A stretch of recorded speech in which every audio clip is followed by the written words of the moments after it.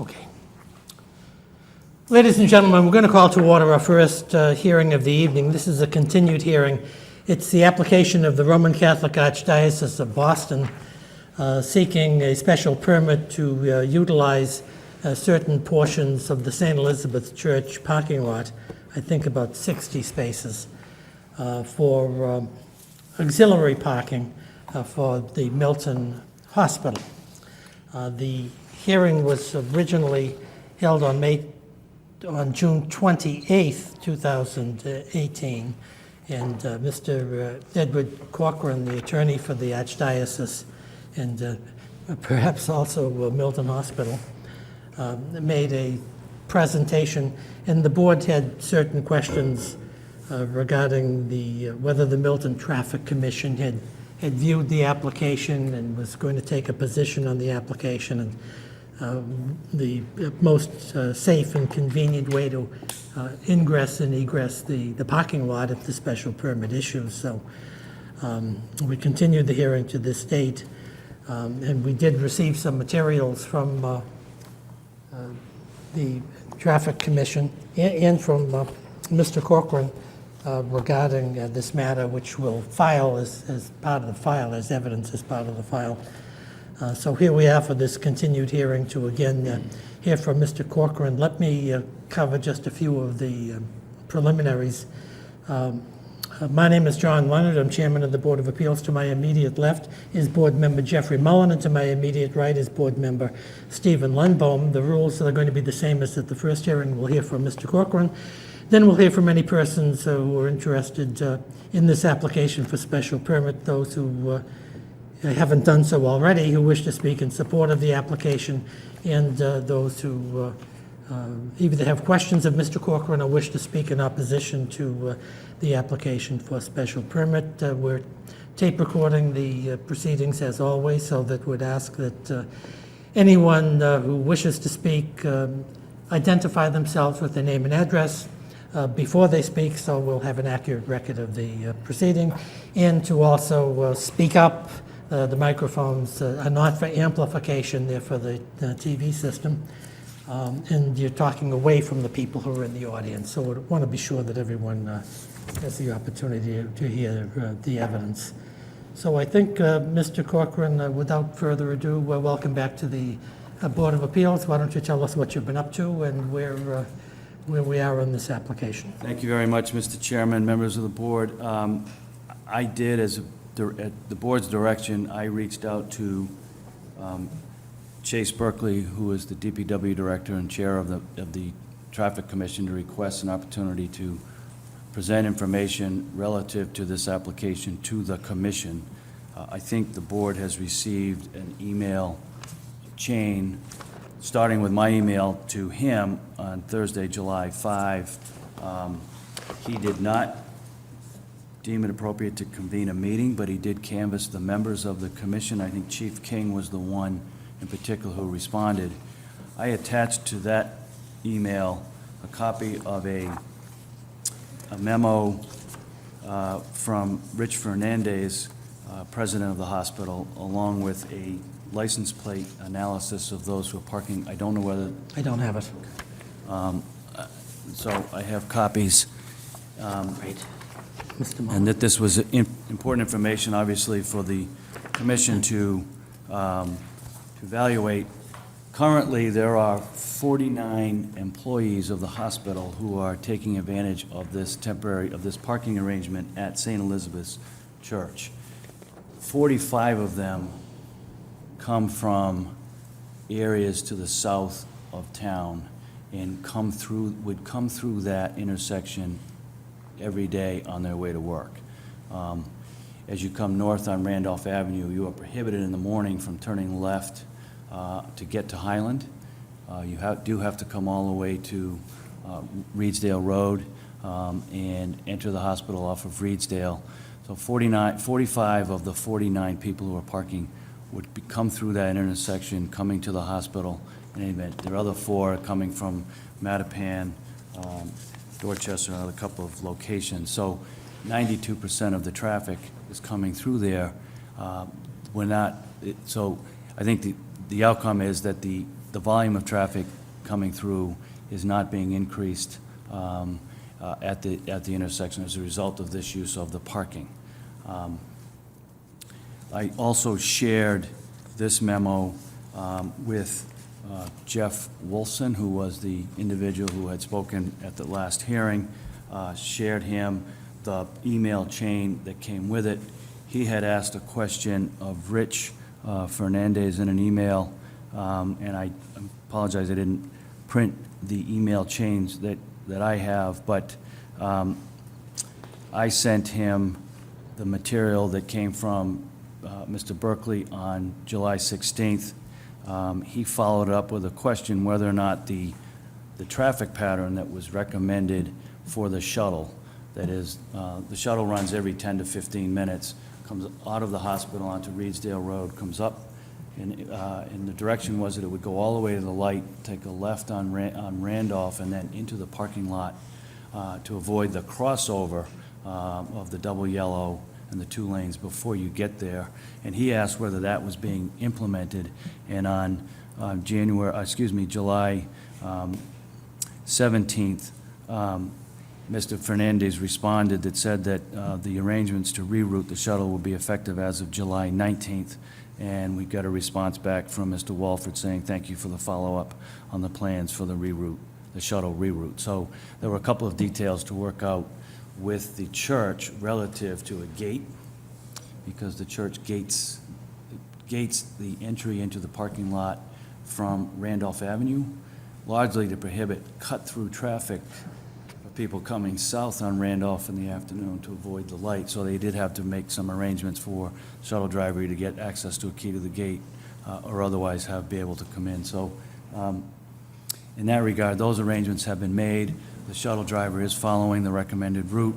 The Chief King and others on the Traffic Commission didn't respond directly to that question. It was part of my information, the information that I gave in my cover memo, that the route being requested for the shuttle would be in fact that route. They didn't respond specifically to that, but it appears, at least from Chief King's perspective, that given the large volume of other parking that takes place at the lot, that he didn't see that this was an issue of significance relative to traffic at the intersection. So I guess with that, unless the board has some questions that I can try to answer, that would be the history as I can best explain it. Okay, thank you. I think we always have questions. But let me ask you, how is the new route working out, entering the parking lot from the Randolph Avenue? I think it's working. I think it seems to be working fine. They started implementing that last week, so they've had roughly a full week to make it work, and it seems to be working. Okay, let me see if my colleagues have any questions. Mr. Mullen? I don't have questions on this modification. I have a question about the term of the permit. We talked about that last time. What was the answer to the question? The license is 1 year. It's a 1-year license with the church that's renewable. It's obviously revocable as well. My request has been for a term of permit that is as long as this board is comfortable granting. I think 2 or 3 years would be appropriate, so that if it's working effectively, the license could simply be renewed without having to come back to the board for an extension of the permit. I can understand if the board would like a tighter look-see over that time frame, and so obviously the hospital will accept whatever the board is willing or comfortable in granting. My concern is that this feels like a longer period of time than that. This is a big problem, right, for the hospital? And I think they've got limited options without investing a large amount of capital, which to me makes me think this is going to take time. I'd really like to urge us to think about a shorter period of time and then have an opportunity to evaluate how this is working. I think it will also have the effect of reminding the hospital that this is a short-term. This was a short-term presentation. It's a short-term arrangement with the church, and it should be a short-term solution. And I'm a little bit concerned that if we let it go too long, it will be always so. So, I mean, that's the one comment that I'll make about this. I can at least respond to, without, be careful what I say relative to what we're doing, because we're in the early throes of things, and everything has either neighborhood or other effects, but. Right. Well, we don't need to debate the solution, but. I understand that, yeah. but it is a front and center issue that the hospital I'm sure it is. is having to address. They're getting, the more success they have, the more of an issue. They're looking hard at other property that the hospital owns. They're looking at other similar parking arrangements at other locations. Each one comes with its own neighborhood issues that they have to think about. Some of them have wetland and other issues. Some of them have capital expenditure issues. I've urged, and the hospital is engaging in a capital plan, in a master plan process where they're looking at their campus, growth requirements for the campus, parking issues associated with that, and other things. That's going to be a 6 to 12-month process that will lead into some direct action items, some of which will be long-term capital planning and expenditure, some of will be implementing in different ways, but they're at it, and they understand the issue. But having said that, it's not inappropriate for them to think about putting the hospital's feet to its fire and making sure that it is responding to the concerns of the town. Okay. Thank you, Mr. Corcoran. Mr. Lundbaum? I don't think I knew the last time we were here that this was the particular scheduled time that we were working with, 6:45 to 9:15 in the morning, and then in the afternoon. And if you're doing 10 to 15-minute intervals, I'm just trying to roughly calculate 30, 40 odd trips per day, perhaps. That sounded about right.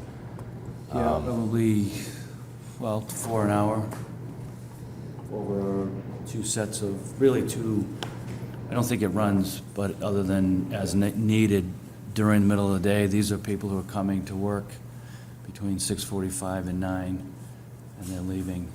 Does it run at all during the day, off think the peak hours? I think it runs when necessary. If someone, maybe once a half hour or something, or someone says, I need to get to my car to do something, the shuttle will run them over there, but it's not running a regular loop Okay. through the day. Because I'm just wondering if, what sort of conditions, if any, related to scheduling should be included, if at all, if we were to grant the permit. I think you said this is strictly for employees, and if that should be a particular condition. Yeah, that was my question that I was going to ask you. This is not for patients or vendors of the hospital to park in this parking lot and then shuttle up to the facility. Is that true? That's right. This is strictly off-site parking for employees during the day when you have the crunch of patients coming either to the hospital, to the office building, and then obviously deliveries need to be made at the hospital. And they've got a valet service that they're running through the day to move vehicles effectively to open parking spaces so that people can get in and out of the hospital without circling the hospital 3 or 4 times to find a parking space. Are the spaces in the St. Elizabeth lot, are they designated for specific employees? Yes. Or are they just 50 or 60 spaces and they can park anywhere? No, they've been designated, a specific set of employees have either volunteered or been volunteered to park there, and the spaces that are being parked in are specifically delineated within the parking lot. Okay. And there's very strict guidelines to employees as to how they're to behave, what to do when they get there. Don't be loud on your cell phone, don't be clicking the on and off, the lock, unlock button, the things like that would be disruptive to immediate abutters. and whatnot. Okay, thank you. Do you have anything else to add? No. Okay, if the board members have no further questions, let me open it up to the citizens. Is there anybody present who has any questions of Mr. Corcoran regarding this special permit proposal? And there's no such person present. Is there anybody present who wishes to speak in support of St. Elizabeth's application for a special permit? And there's no person here who wishes to so speak. Is there anybody who wishes to speak in opposition to this application for a special permit? Yes, sir. If you're going to speak, come on up and we'll give you a microphone. My name is Jeff Walford. I spoke last time in opposition. I'm not. Welcome back to the board. Thank you. Thanks, and thank you for inviting me. I'm not here to speak in opposition, but simply to readdress the points that I brought up last time. Very grateful to Mr. Corcoran and for Beth Israel for addressing my issues. They were specifically regarding the impact of the parking and the shuttle on traffic in the corner of Reedsdale and Randolph. The traffic committee did look into the issue. I will note they didn't do a formal reassessment, which probably was unnecessary. Rather, their recommendations were based on previous assessments of traffic flow in that area. I think that's appropriate given that it is a relatively small number of additional cars or change to the traffic flow that would occur, and was grateful to hear that they felt there would be no negative impact on the traffic in that area. I think that still raises the issue of potential deleterious effects of the shuttle crossing the double yellow line on Reedsdale, and I was also grateful to see the response from Mr. Fernandez at Beth Israel that the shuttle route would proceed away from the hospital, take a left at the light on Randolph, and then proceed into the church. Overall, I was, again, very grateful to Mr. Corcoran and Beth Israel for following up on the issues. I think my concerns have been adequately addressed, short of making sure that the proposed traffic flow and shuttle route is continued to follow, and then, as was raised earlier, that this board hear updates on the proposal to make sure that what's happening is still in the best interest of the church and the hospital, as well as the community members who live nearby. So, thank you. Great. Thank you for coming again tonight. Appreciate it. Anybody else who wishes to be heard on this application? There being no such person, let's end the evidence portion of this application, and it's our obligation to discuss the application in open session and to vote on it, and we hope to do that here and now. Mr. Mullen, do you want to be heard first? I'm inclined to support the permit application as modified with the traffic flow and consistent with the recommendation of the Traffic Commission and the data. I do think it should be limited to a year, not because I necessarily think that the hospital will be successful in solving this problem in 1 year's time, but I think it's worth a check-in in 1 year's time to both evaluate the success of the shuttle and to determine the true length of this arrangement, because I feel like this is a bit of an experiment, and I'm a little bit concerned that it will go longer than we think. So those are my thoughts. Okay, Mr. Lundbaum. I'd agree with Jeff. We certainly have more information today than we did at the last meeting, I would say. And I would tend to support the application. I guess my only thought is what specific conditions do we need to put in? Do we have to say that it's restricted to employees only? Should we put in particular start and end times with the knowledge that there would be possible off-peak intermittent travel? I think between the church and the hospital, they've done a decent job to try to come up with a solution here. And I'm glad that I think we all sort of come up with the idea of the travel route continuing up to the intersection and not making that turn against the double yellow. I saw the letter from Chief King, and his insight was important, I think, from my point of view. He seems to be on board. So with all that, I think I would tend to to vote in favor of the application. Okay. Well, my view is I thank Mr. Corcoran for a very thorough and complete special permit application and for following up on some issues that are significant. I also want to thank the Traffic Commission for weighing in on this. I know it was at the 11th hour that we did it, but we thought that this is an interesting intersection, and we wanted to get their viewpoints, and their viewpoints are all set forth here.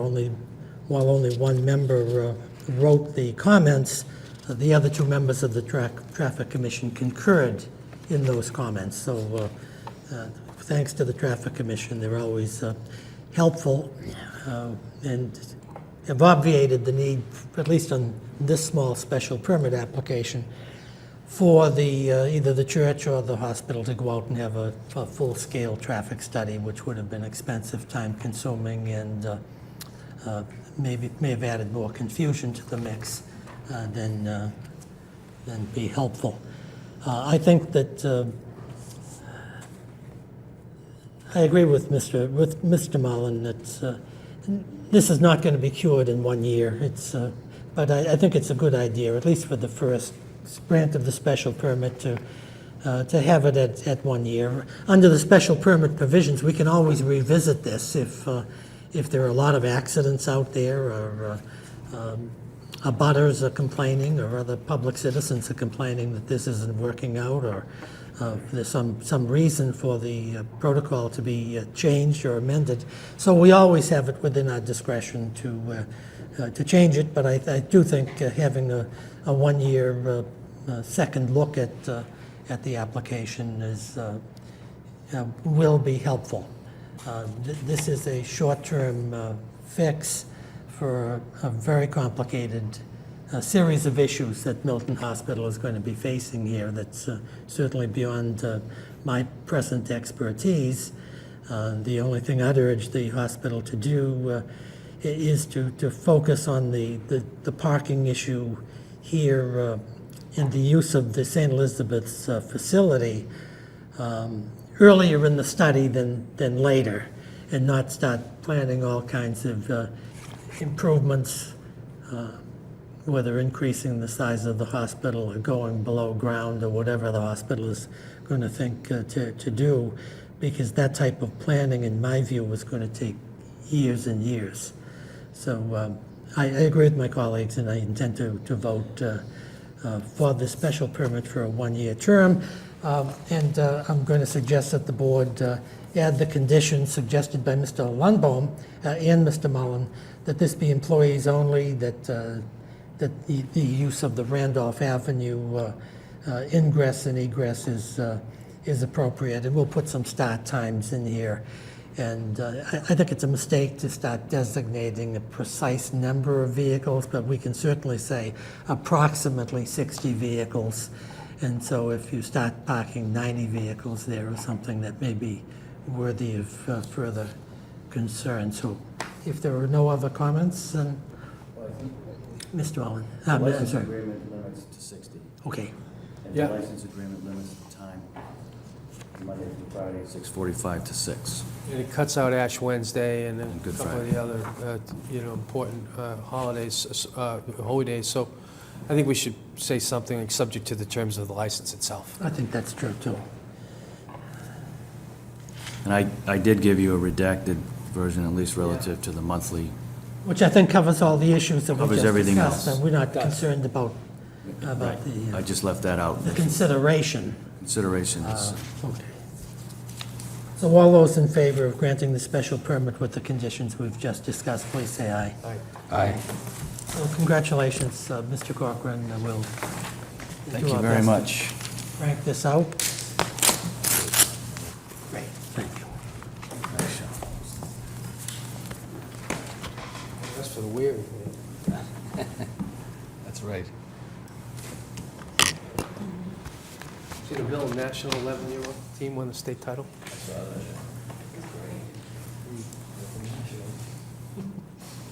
Good stuff. I was happy for him. I don't know.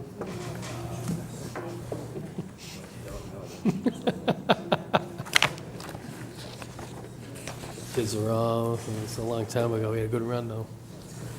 Yeah. Stephen, thank you. Nice to have seen you. See you, Steve. Be well.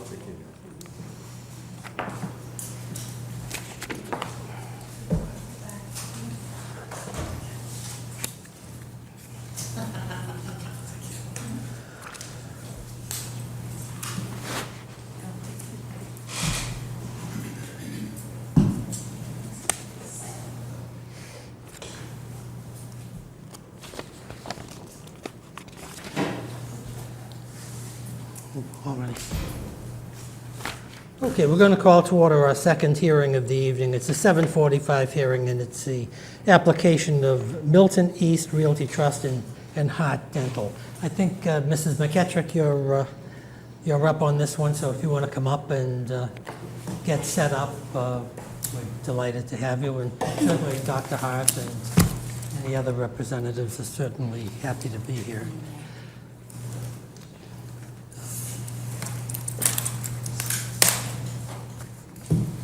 Mrs. McEttrick, did you have a chance to see the letter that was filed regarding this application?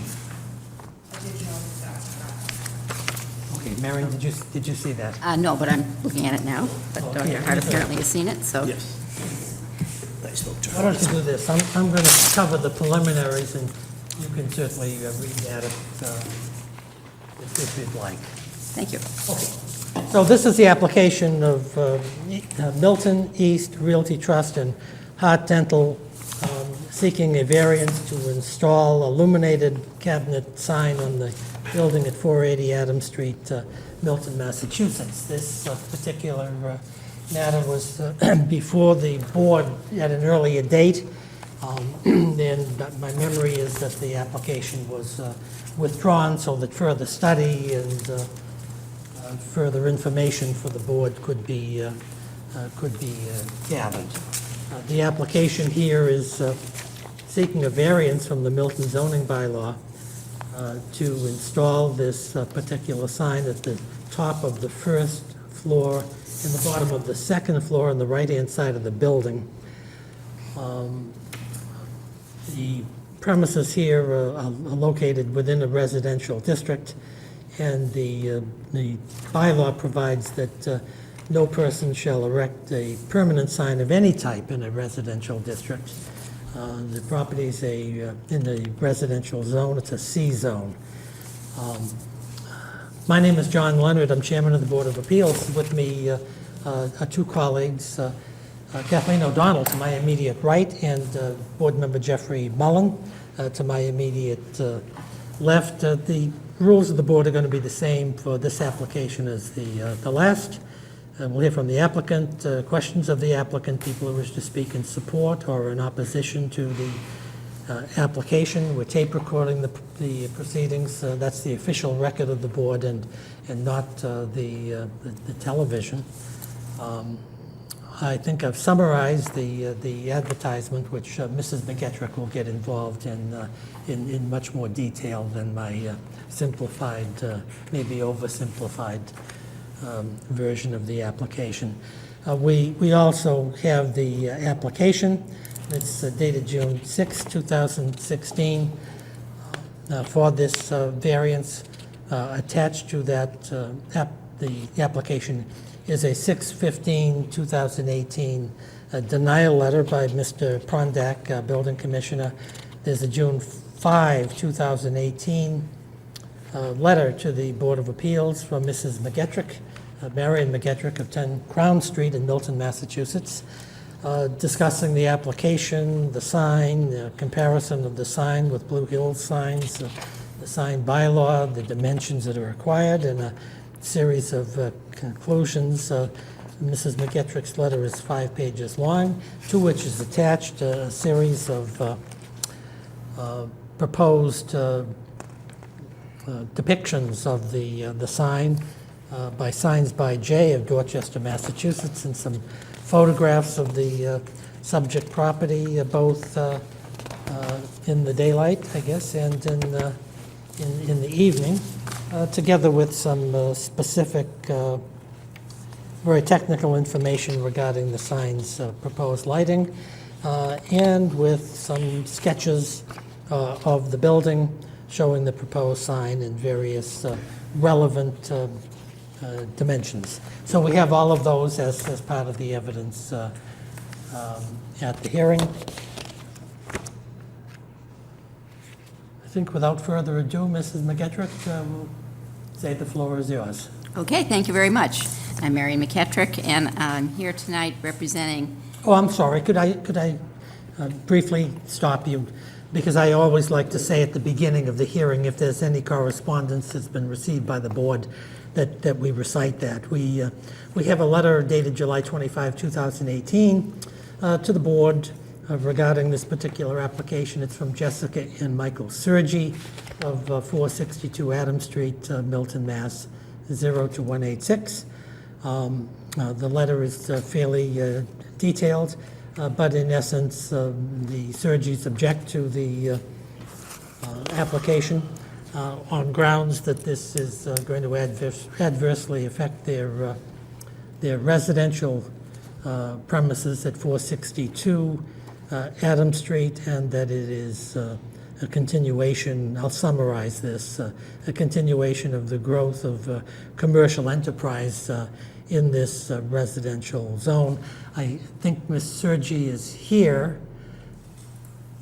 Are you Ms. Sergi? Oh, you're not. I thought you looked like Ms. Sergi. I thought, since Ms. Sergi I thought was here, I was going to just defer until Ms. Sergi could be heard. With my misidentifying Ms. Sergi, what I'm going to do is I'm going to go into this letter in a little more detail so that the Ms. Sergi and Michael Sergi will know that their views have been expressed. They're writing in opposition to the application. They say that the bylaw provides that no person shall erect a permanent sign of any type in a residential district. They indicate that they were here in November of 2017. It's hard to believe it's been that long, when Dr. Hart filed an application for signage on the building, and it was much higher in the building and the sign was larger, and I won't get overly involved in Mrs. McGettrick's presentation. They think this is the commercialization of a residential district. They note that the 475 Adams Street parcel, which is immediately across from the bank property here, was granted a mixed-use variance, and professional offices, at least 2 small professional offices are going to be there. They're concerned that other tenants at the subject premises may request the landlord approve signage of a similar size and illumination, as Dr. Hart is suggesting, and they think this would, quote, forever change the character of the residential zone in the neighborhood in violation of the bylaw. They also note that in the past month, the premises has elected a large directory outside of the building, which clearly states that Dr. Hart Dental is a tenant of the building, and they believe that that should suffice without the need for an illuminated sign. Mr. and Mrs. Sergi also thank Dr. Hart for personally reaching out to them. They appreciate his efforts to speak with them directly. They recognize he's a long-term Milton resident, a business owner, and a contributor to the positive programs in the town and maybe to the dental health of a lot of people in the town.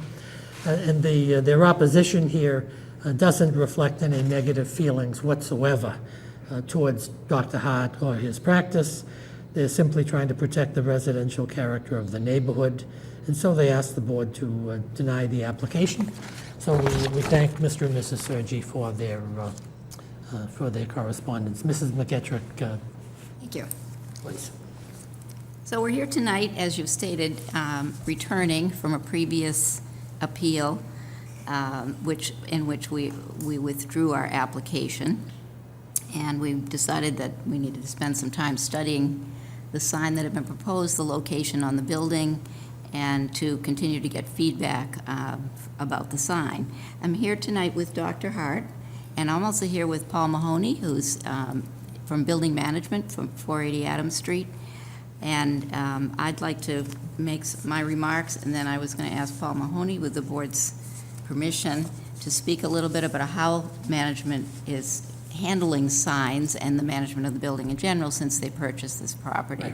Welcome, Dr. Hart and Mr. Mahoney. We've heard your name many times, but it's good to see you in person. Thank you. So you've already touched on a number of the things that I mentioned, but I guess what I'd like to say first of all is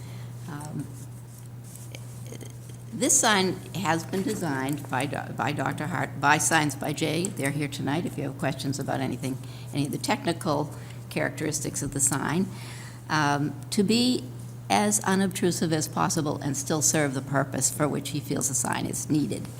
And then that purpose is to direct his patients to his office in this fairly large commercial building, particularly at night because he is open in the evening, and to show them where the office is in the building. The sign that's now being proposed is not on the top of the building anymore, which was the proposal last year. Instead, it's now moved down to the top of the first floor / bottom of the second floor because there's an overhang on the first floor. That position is a sign position that is recommended in the town's sign design handbook, and the board did say that they thought we should consider that because it would have at least have been consistent with the design handbook. So that's where we have moved the sign, and building management has approved that change. The size of the sign is the same. It is exactly the same as the Blue Hills Bank sign that's on the side, the same side of the building, or the side that you can see from at the same time that you would see this proposed sign.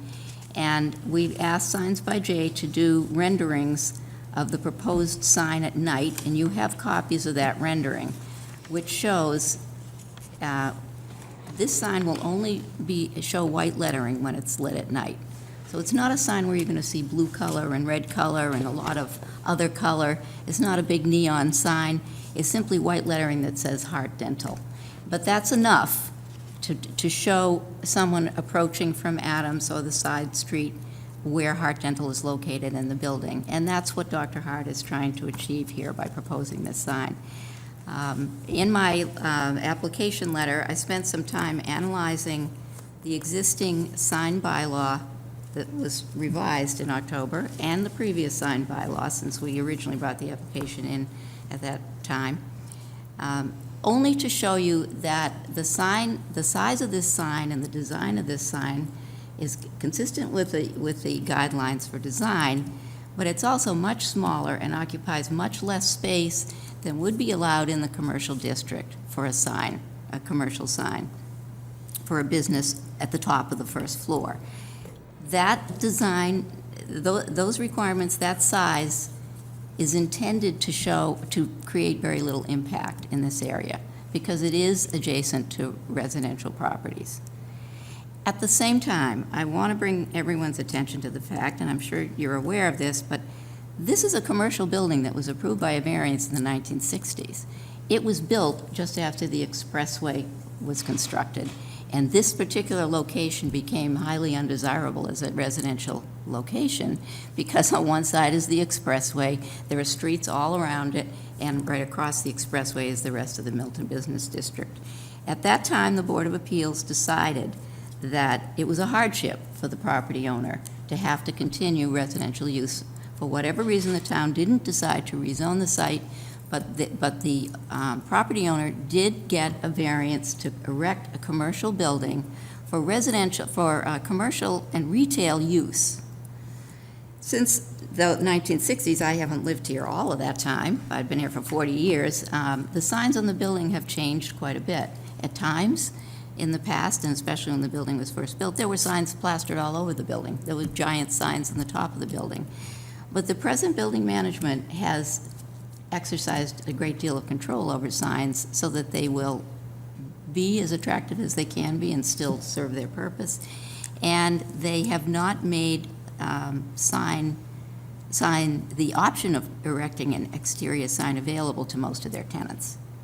They have made it available to Blue Hills Bank. There was a long application process Blue Hills Bank went through. It happened to be before the Board of Selectmen, because at that time, the building inspector was sending these signs to the Board of Selectmen. The other tenant who has the option of erecting an exterior sign, if the town will provide approval, is Hart Dental. He's been a tenant in the building almost from the beginning, and he also occupies a larger area of the building than Blue Hills Bank does. So, nevertheless, his sign application, the application before you tonight, is just a fraction of the signs in the area occupied by Blue Hills Bank signs. So we feel that, to have a sign at all, this is the minimum required. The sign needs to be visible at night, and the only way to do that is to at least have just the lettering lit at night. The proposal is to have the sign only on when the office is open, because its purpose is to show everybody where the office is when it's open. There's a switch, or there will be a switch, or would be there is a switch actually already there, inside Hart Dental offices. So when the office is closing, the switch will be turned off. It's very easy to do, and it will be very carefully observed.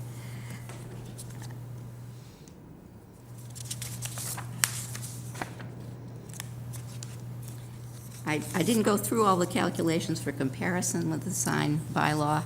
I think it's fairly confusing, but I think the best way to summarize it is to say the amount of space on the building occupied by all signs, including Blue Hills Bank and this proposed sign, would still be much less than what would be allowed in a commercial district under the new sign bylaw.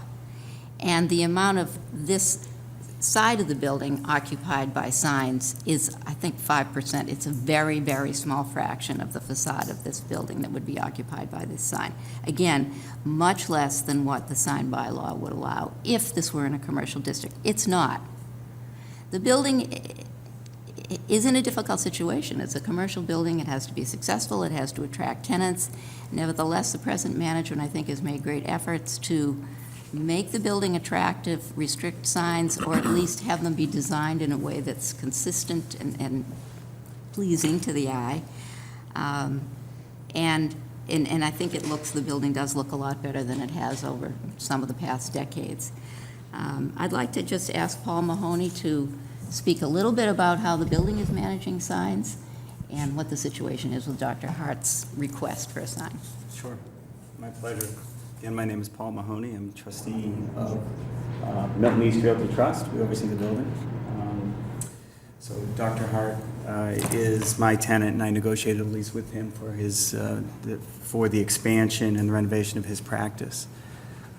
During that renovation, we had the entire building renovated. We reinvested millions of dollars into try to make this a beautiful, modern, handicap accessible building that someone would expect to be able to feel proud to have their dental practice, their bank, their insurance company, not a lot of exciting businesses, but nonetheless some very professional businesses. And that's the image that we're trying to portray. You need neat, clean, you don't need ostentatious, okay?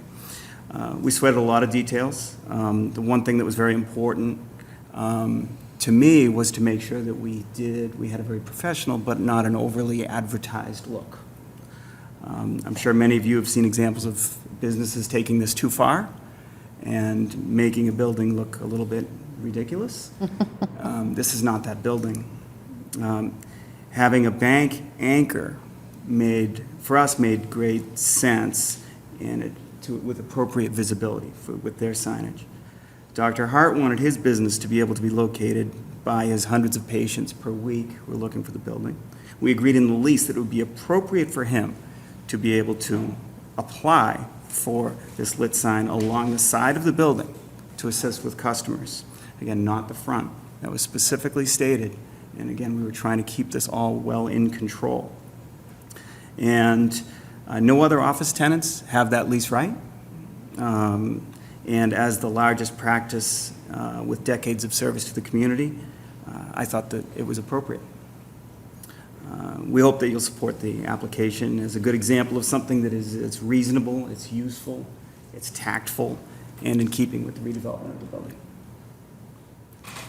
Mr. Mahoney, can you just go into a little more detail about the likelihood of other tenants seeking your permission in renewals or new leases to add signage to the building, and what's management's general views towards that additional signage? Yes, very good question, and certainly I've been asked before, and the answer has always been no. And that included when the building, as we went through our redevelopment, at that time, Dr. Hart might remember better, we were about probably almost half empty at that time because there was all this shuffling going on.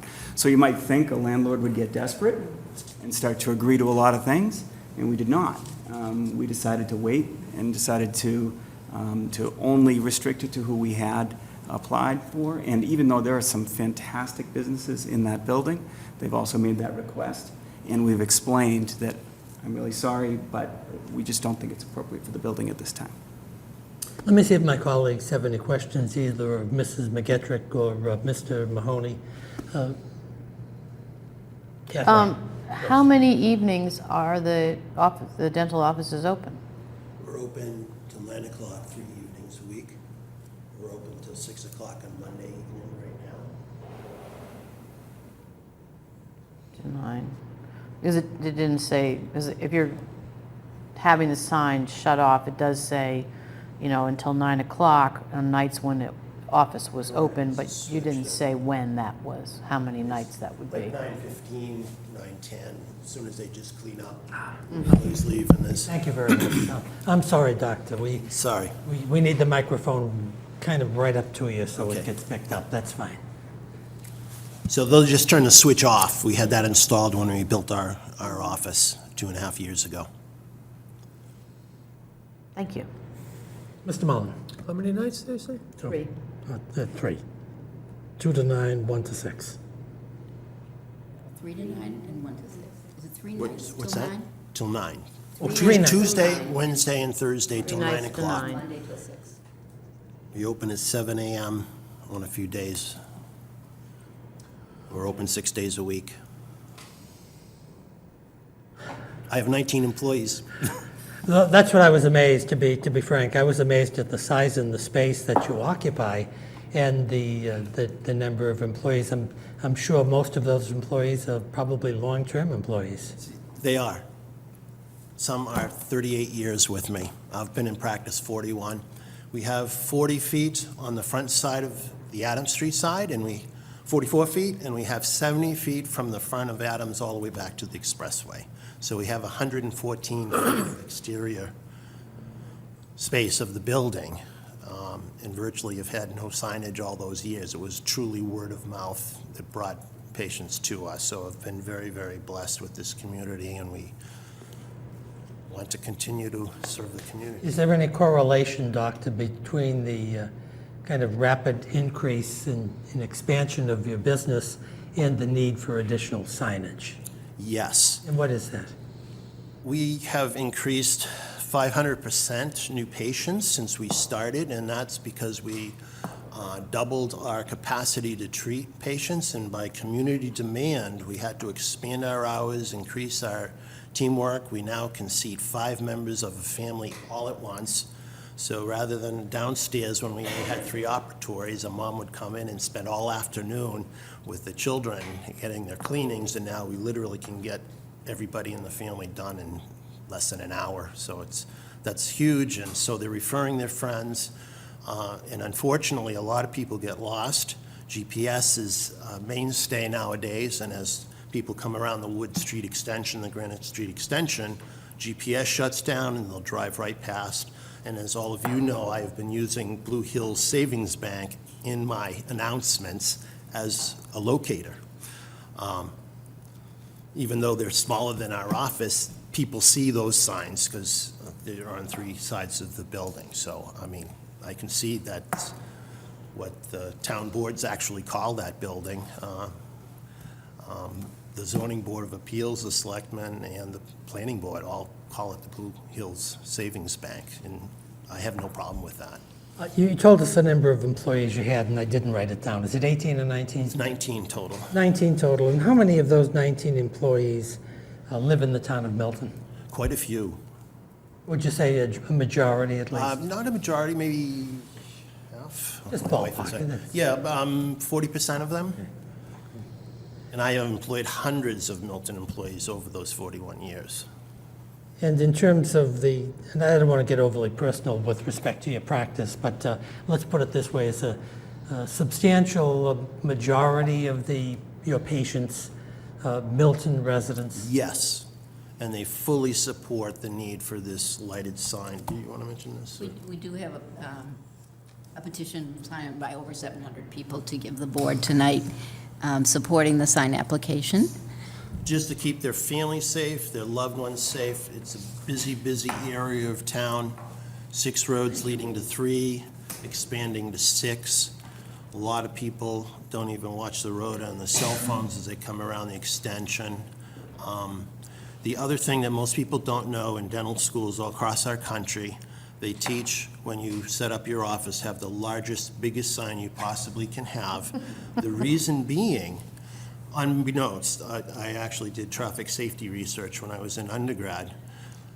Right underneath chemically dependent drivers are patients going to dental and medical appointments.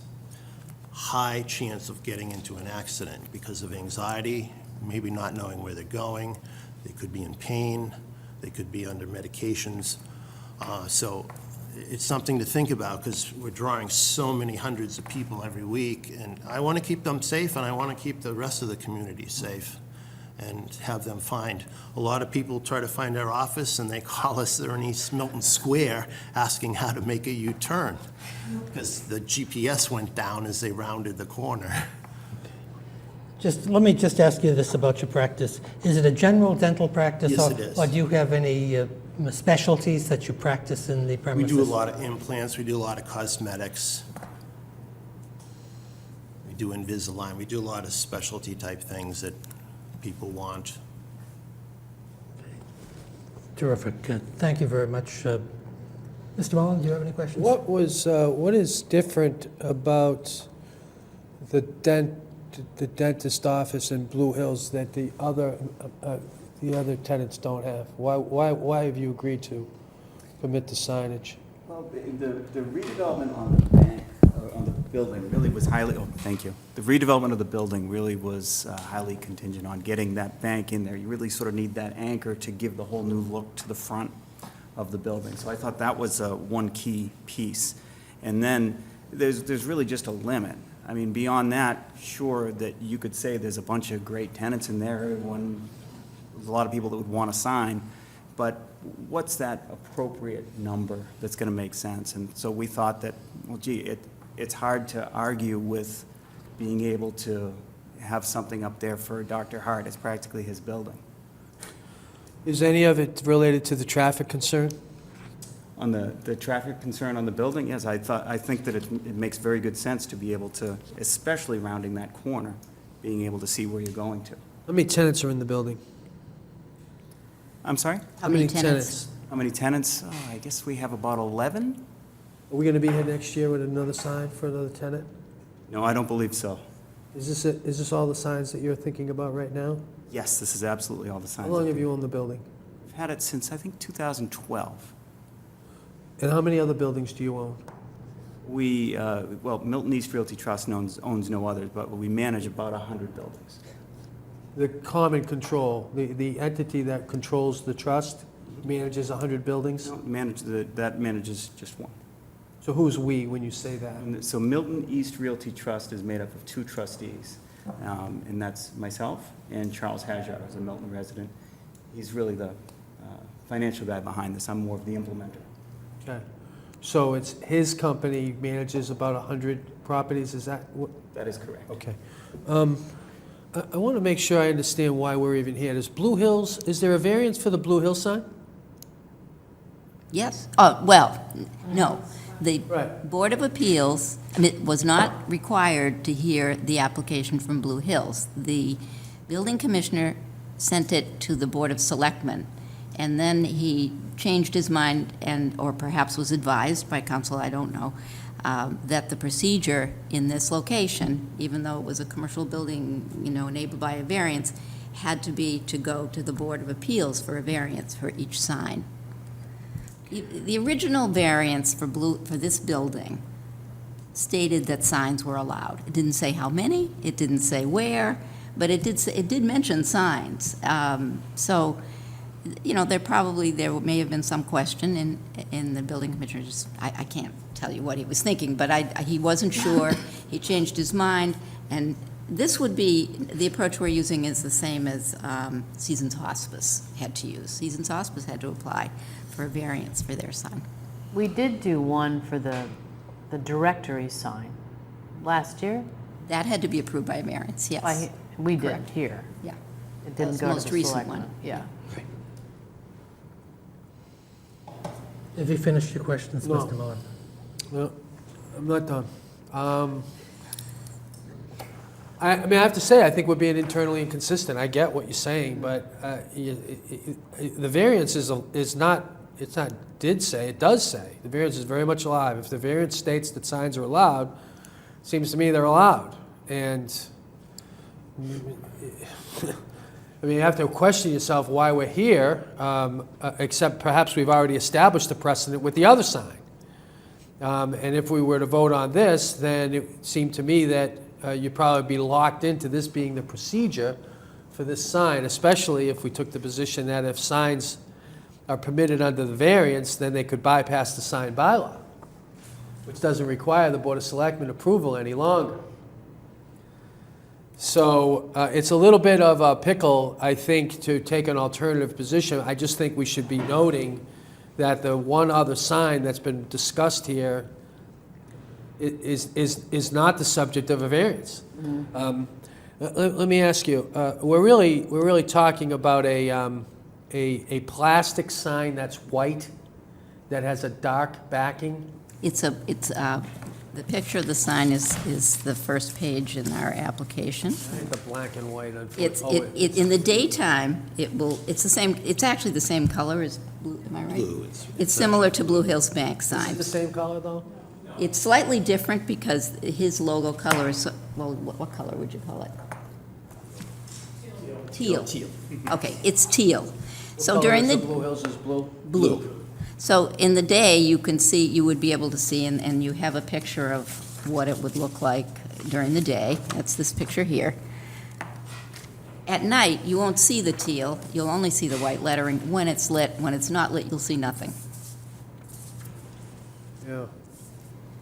And they're not the same color because your colors are teal? Correct. That's your logo or your color, your All that color letterhead? Inside the office, et cetera. We had a professional interior decorator. What do the professionals think about the mismatching of the colors? On the outside of the buildings, yeah. It's the design feature there. No, nobody's commented on that? No, we haven't really had much discussion about it. Nobody asked about it before, but, And is it? that's why we're here. Would it be, are we talking literally about lighting that sign at, say, 4 o'clock in the winter and shutting it off around 9? Correct. And Sunset till when we leave yeah, the office. there'd be about 18 hours a week Correct. by math, roughly. And in the summertime, it would be about 10, probably 6 to 9, and then one more hour, 8 to 9. Is that right? Correct. Am I right on that math? I just want to get an idea of there's been testimony about the fact that sign, when it's illuminated, will project into the home that's across the street. The application is actually to illuminate that only 4 nights per week. 3. No, 4. Well, until Monday 6 till one 6, night. which, Or It to depends, 6. In the wintertime. Yeah. In the wintertime, it would be for a It'd be 4 couple nights. hours on Monday. Yeah. Is it your expectation that if the board were to consider that, it would be limited like that? Or is your expectation that you have the opportunity to have this sign be lit at night whenever you're open. You see the difference is, you're just trying to get an idea of the severity of the impact on the adjacent property. We are rarely open past 9 o'clock. I mean, that we have scheduled, and we stay on schedule in our practice. So we finish up at 9 and we're out by 10 past 9. Typically, we don't extend our hours to 10 o'clock. If someone wants us to extend hours, we just haven't done that. What time do you close on Tuesdays? Tuesday, 9 o'clock. Oh, Tuesday at 9? Yes, What about, oh, it's Tuesday, Wednesday, Thursday? correct. Fridays, what time do you close? At 1 o'clock right now. Oh, Fridays after. It looks like we're getting pressure to extend our hours on Friday as well now. Expectations to be open Friday night? I doubt it very much. And on the Monday, you're just open for that, Till that 6 o'clock? right now, yeah. And not on the weekends? Not on the weekends. Has anybody other than people who are associated with your dental operation, that is your employees or your customers, commented on the difficulty in finding this location? or- Yes, all the time. And my referring doctors, they'll refer someone to us, and their patient will get lost trying to find us. That brand-new pylon sign that was just put in, Yeah. I'll comment, I first saw this at the Sign Review Board Committee meeting. William Clark was seated right to my right, and he showed me this because it was approved by the zoning board like the previous week. That sign is obstructed 90 to 95% of the time during the week because the cars park right in front of it. And you'll notice even in that shot that we took with the snow is piled up, and that would also block it. But that's a very popular place for cars to park, so you can't even see that pylon sign 90 to 95% of the time during the daytime. And the grade of the corner of the lot goes up, so when you're seated on the Wood Street extension, you cannot see, with any cars parked there, you cannot see the sign whatsoever.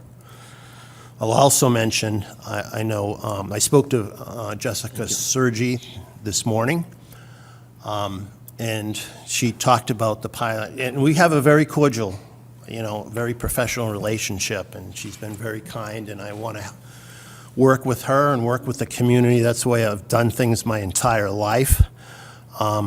So she mentioned the pylon, and I mentioned that you can't see it. So on her side, as we round the building, you're past the pylon sign before you can actually see it. Both on Brook Road and the Wood Street extension, because where the cars can park on that upgrade, you can't see it. Now, the lettering on the pylon for my name is actually smaller than the letters I have up in my windows, which was approved by the sign committee back in 1980. So that's not something that's going to catch people's eyes, really, particularly when they're driving looking for it for the first time. That's why we need signage when we're having so many people look for us and so many are getting lost. And just for the safety of our citizens, I just feel for them getting lost on a regular ongoing basis and getting caught in the middle of East Milton Square trying to figure things out. And if they're seniors or in their pain and they need to see us right away, I just want to do what's right for all. Can Ms. Sergi see the illuminated sign from her house? She says she can, and when we spoke last fall, I mentioned there's only one window she can see it from on the first floor. She has a play structure in one of the windows. So she said, I asked her whether, do you see the bank? Because it's our sign will be the exact same height as the Blue Hill Savings Bank, literally the same height. So I said, does that bother you now, the Blue Hill Savings? And she says, well, I don't really even notice it. But your sign will be a lot closer, and therefore it may bother me. So I gave her my word that I want to work with you, and if you decide you need a tree, I will buy you a tree to block that window, just as a good neighbor, because that's what I want to be. Is it possible to put a tree there? Do you know? She's already got She said she trees. was going to look there. Most of her trees are deciduous there, but I said I would buy her a conifer screening tree if that would help her for the sake of the good of the community. Okay, no further questions. Mr. O'Donnell? No, I don't have any further questions. Okay. Mrs. McGetrick, do you have anything else you'd like to add? No, not at this time, thank you. Okay. So we've heard the applicant's case. Let's see, is there anybody present this evening who has questions of Mrs. McGetrick, the good doctor, or Mr. Mahoney? Yes, ma'am. Do you want to come up here, please?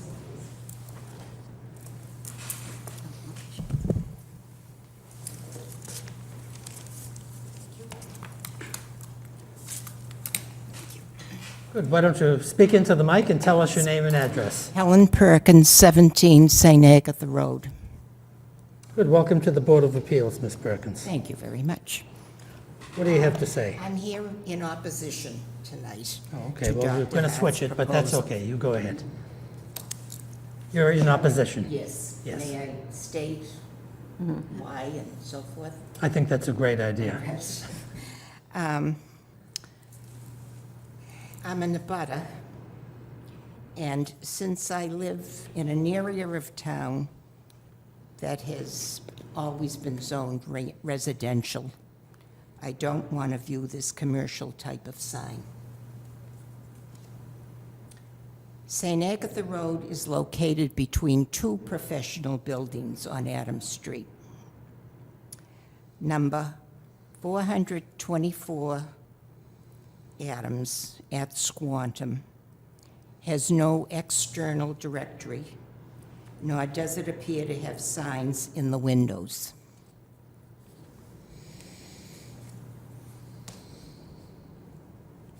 By contrast, 480 Adams, Dr. Hart's dental practice, is included in the exterior directory listing and prominently displayed in front of the building. In addition, the Hart Dental Group has signs in their office windows facing the Wood Street extension. And it would seem that both type of signs should be quite sufficient to alert potential patients as to where the Hart Dental Group might be found. I also fear that this petition, if allowed, a precedent would be set, and the various occupants of 480 Adams Street and the professional building mentioned at 424 Adams Street and the new professional building that will be across the street from 480, all those occupants would have the same right to install similar exterior signs. That's it. I'm Great. against, all right. Well, we got that impression from your comments. Thank you very much for coming tonight. Thank you. Is there anybody else who has questions of the applicant? There's no such person present, okay. Let's see, then secondly, is there any person present who wishes, other than the 400 people, the 700 people here on this, you can see if you have any colleagues there, Mr. Moan. Is there anybody who wishes to speak in support of Dr. Hart's application for a variance? And there's no such person present. Is there anybody else who'd like to speak in opposition to this application for variance? Okay, there's no such person present. So, Mrs. McGetrick, unless you have something else to add? I don't, other than to simply repeat the first fact, which is that this particular building was erected with a variance as a result of a big change, an unfortunate change, in my opinion, the expressway being built right through East Milton Square, but it happened. And the variance included the right to have signs. That was the starting point when I began to research this problem and this request by Dr. Hart. After careful study and understanding that neighbors are concerned about intrusion from signs because they are in residences and they're on the edge of this commercial building, we've tried to design a sign that would be as minimal as possible and still show people where the office was at night. And I think the I think these depictions, these photographs that we brought to the hearing provided by Signs by Jay illustrate just how minimal the sign would be. It is at a considerable distance from abutters on the side, and Dr. Hart is very cooperative in terms of being willing to provide, for the abutter who wrote the longer letter, certainly provide screening in the form of an evergreen, because the trees, there are a lot of trees there now, but they lose their leaves in the winter, if that would help, and, you know, it should. So I think we've done everything we can, and just ask everybody to consider the situation that exists and to, I hope, conclude that this is a very reasonable solution. Mrs. McEttrick, I know you're a thorough researcher of events and all of that. You mentioned the 1960 variance. Regretfully, no present member of the board was sitting at that time, though Mr. Mullen was somewhat close. Do you happen to have a copy of that 1960 variance? I may have it, it's certainly in your files, but. I'm sure it's in our files, Yes, but I'm not and- sure whether we can get back to 1960 No, no, very easily. If you will Could you give send me a minute to look through my pile How here. about doing this? Could you Or send us a copy of it I if will you send have you a it? copy, and I have reviewed it, I have read it. There were actually two variance was issued. They're not very long decisions, and in those days, the decision wasn't recorded. So I had to go through the files to find It it. wasn't? No, they don't record the decision, they simply record. Just a notice They would of the- record a notice of the decision. So you have to go into the archives to look at the decision. First decision and the second decision appears to reflect some changes in the building design. Is that consistent with your understanding? And so that was the only difference. I mean, the sign issue was simply one sentence, and I will give you a copy of it. That'll be helpful. We really don't want to put Mrs. Sutton or Mrs. Fitzgerald to the possible torturous task of going back to our 1960 records to try to locate that, particularly where it's not recorded in the registry. So thank you very, very much.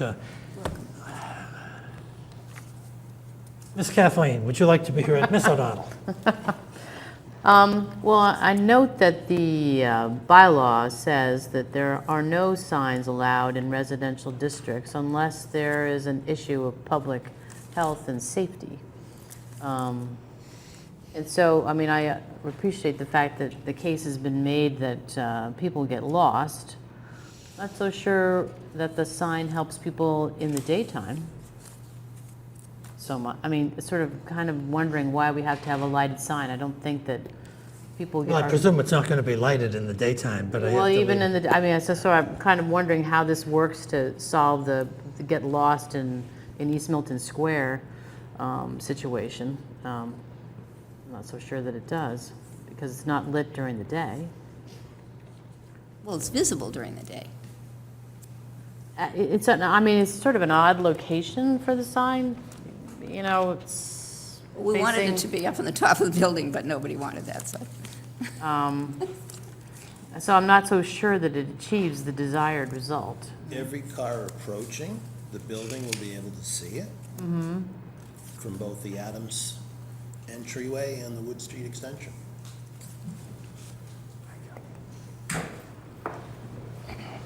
Okay. I mean, I appreciate the fact that the existing sign isn't particularly helpful. It's hard to read all those names when you're whipping Well, around it's that corner in the obstructive traffic, yeah. 95% Yeah. of the time, so it's really of no help to anybody looking for us. Yeah, and I'm sensitive to the fact that, as the abutter has pointed out, the other office building on that street doesn't have any signs at all, so people seem to manage with that, but they may have a different tenant mix than it is in your property. And I also appreciate the fact that we have a sign for the Blue Hills Bank on the front. Sets the tone for the building. But I wouldn't want to see any more. Okay. Is that, have you had your say I up to have the had my present say. time? Yes, I have. Okay, great. Mr. Mullen, please. So I think there's an overall concern about the commercialization of the square that I really, we're not going to debate tonight. But but we've sat on enough hearings involving East Milton Square and this parcel in particular, or these properties in particular. I really think the town has got to take a look at these residentially zoned properties that are being used commercially to try to eliminate the propensity of this board to consider these issues in a non-comprehensive way. I'm not suggesting, and I'm not Pollyanna about it, I don't think we can address that tonight, but I think there's been enough hearings on these kinds of issues to call for that kind of effort by the planner and perhaps the building commissioner and other people in town. And I think if we don't do that, we are going to get more of these, Kathleen. Well, I mean, I think that there's been some talk about doing a smart growth district, a 40R in East Milton Square, and that would be a great way to handle the commercial and residential mix, the design standards for the area, and all that sort of stuff, but that's a big project. Yeah, I mean, I think you've got a little bit of a different issue on the west side of the expressway than on the east. Yeah. But nevertheless, I wanted to comment that. I have to say, I actually think the sign's in a pretty good spot. And I think it is designed to serve its purpose as an identifier, and I do think it has a public safety component.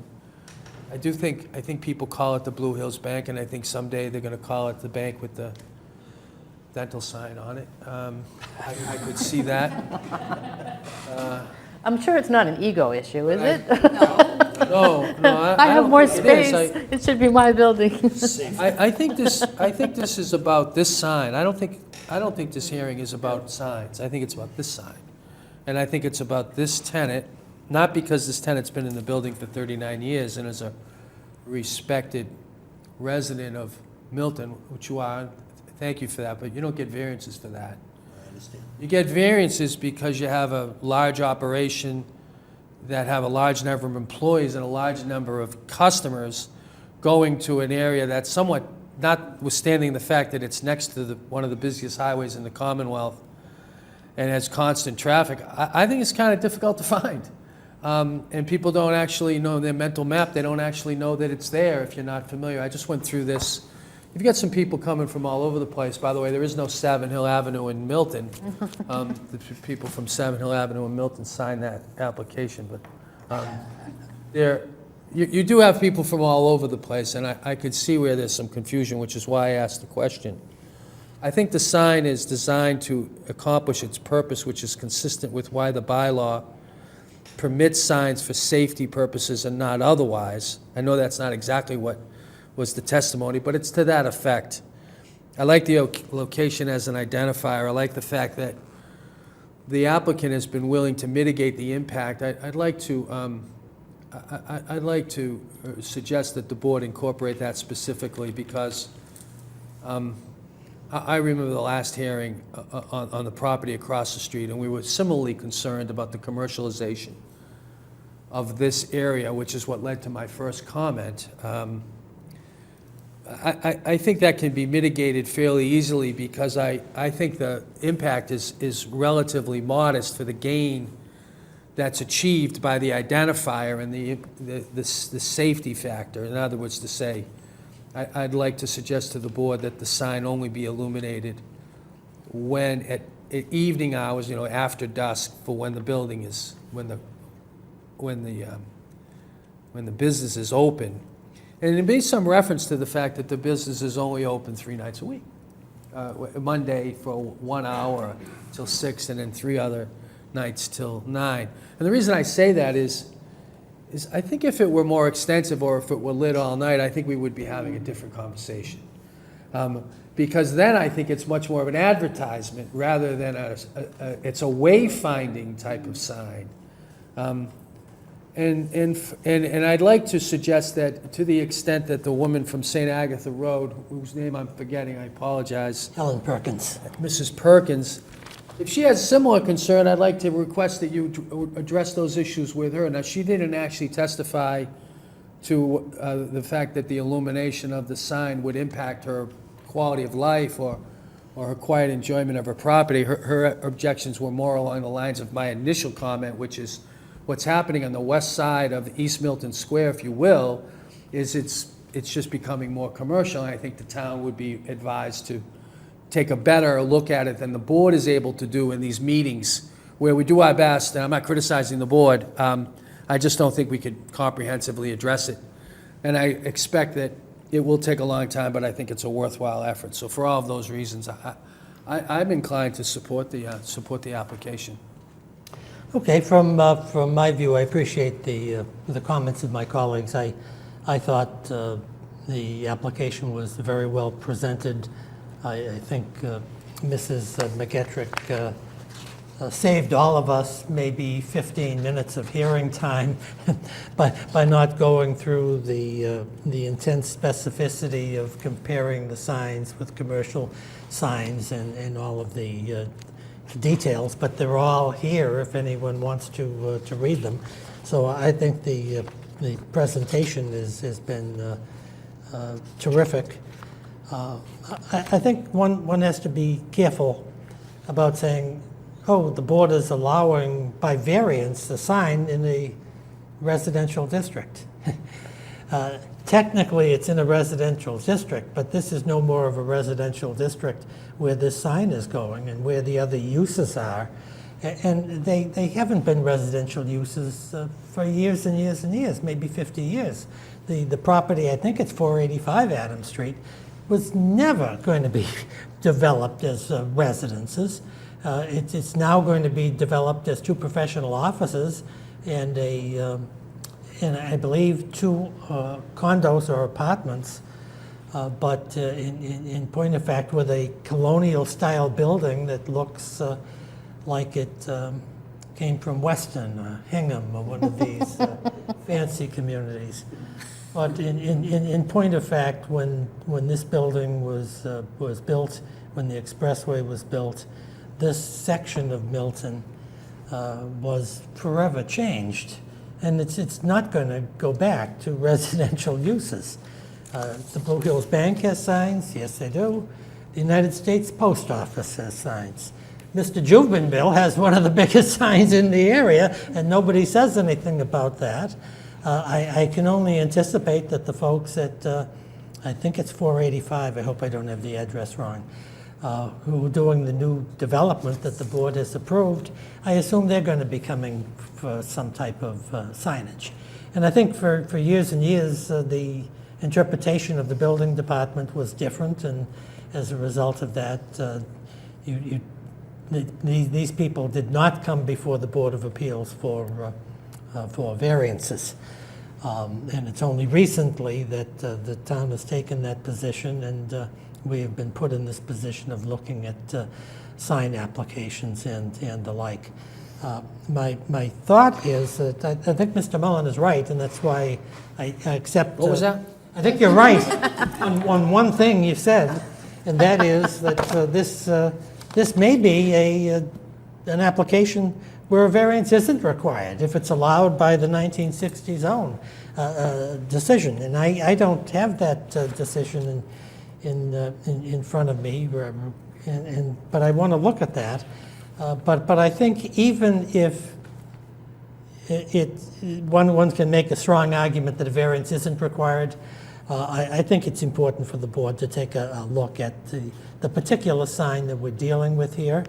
And when I read the cases with respect to this application and several other applications in this area, particularly for 485, you really see that the cases don't apply the standard of variances when you have residences that are so impacted by 5 or 6 commercial uses.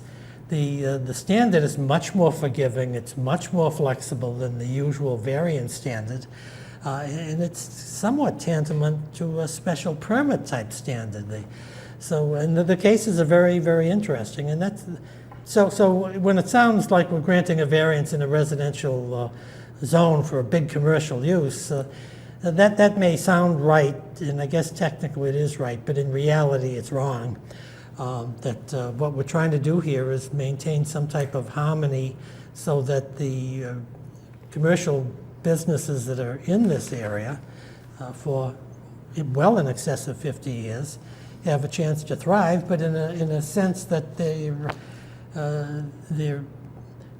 performing in a manner that's consistent and sensitive with the adjacent residential areas. And everyone that we've had before us, the folks at 485 are particularly solicitous of the residences to the rear and to make sure that they're protected and the lights don't shine on their property. And likewise, this particular property, and Mr. Jubinville has been sensitive. So I think that's what we're really dealing with in this instance. I think that, and I applaud Dr. Hart for going back and taking a second look at the signage that was originally proposed. And I think this is much more sensitive, and it's, I think, probably equally as effective. But I can understand, having driven this area and having sat on the application for 485, as to how people coming off of the expressway and coming over the expressway, having to make that left-hand turn, you have to try to find out where Dr. Hart is and try to look at that, I think somebody called it a pylon sign. Maybe I'm getting too old. I have difficulty reading the pylon sign when I see it in a photograph. I can't imagine in an automobile. Somebody who's looking over their shoulder to see if the cars coming up Adams Street are going to run you over. And you're trying to find the access to the parking lot. It seems to me I don't hold out much solace for patients finding Dr. Hart looking at the pylon sign. I think this is a much better way of doing it, and I think Dr. Hart has been sensitive to the neighbors' concerns. I appreciate Ms. Sergi's letter. She's been before us on several different applications. She's a highly articulate young lady who was here with a little baby last time, if I remember correctly. It's clear to me that Dr. Hart and the Sergis want to work in cooperation and do something that's best for the entire neighborhood. And I agree with Mr. Mullen that we should put some general language in there about cooperation and all of that. I don't think we should start being overly specific and talking about putting in arborvitaes or specific trees and all of that. Because we don't want to have Dr. Hart have to come back and get amendments. But we can use discrete language that hopefully will protect Mrs. Sergi and her husband's property from any potential difficulty with the sign. So I agree with, and I think we have to get back to Kathleen O'Donnell and get her final thoughts on this. But I think this is a tasteful variance, well presented. I think it's helpful to public safety. I think it's certainly helpful to Dr. Hart's patients.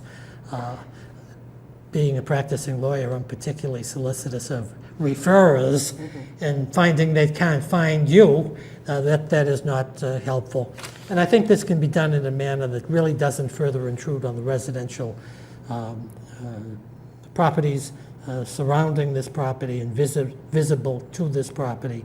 And I think it can be done in a successful manner that is helpful to all concerned. So I intend to vote for this variance with the appropriate conditions that we've discussed. Ms. O'Donnell? Yeah, I agree. I don't know whether you want to say anything else. No. Okay. Ms. Mullen? Okay, so all those in favor of granting the variance as requested with the specific conditions that we've discussed here, please say aye. Aye. Aye. Well, Dr. Hart, congratulations. Thank you very much. Marion, thank you very much. We appreciate all of your kind assistance. We'll do our best. I'd love to see that decision. I'm not sure who's going to write this opinion, I'll get it to you but tomorrow. that's great. So, I don't have it in my folder here, but I know. okay, well, Mr. Mullen is going to agree to write the decision, so that's wonderful, and thank you, Mr. Mullen, for your public service. There you go, sir. Thank you. Thanks. Mrs. Perkins. Mrs. Ellen Perkins of 17 St. Agatha. Is that the notebook app? Yeah. I have that. You're going to show me how to use that. Do you like it? Yeah. Ellen Perkins, 17 St. Agatha Street or Road. I think that's Road. It's called Notability. Yeah, I have that. It's unbelievable. I can't figure it out. I've tried. I Well, feel like an you idiot. have to be a college grad. Well, that's true. Yeah. Would you go to Boston College Law School? I didn't say that. Yes, Yeah, see, I did. You don't? that's part of the problem. What's the matter? Oh. Okay, well, we'll see. So let me just make a note. 3.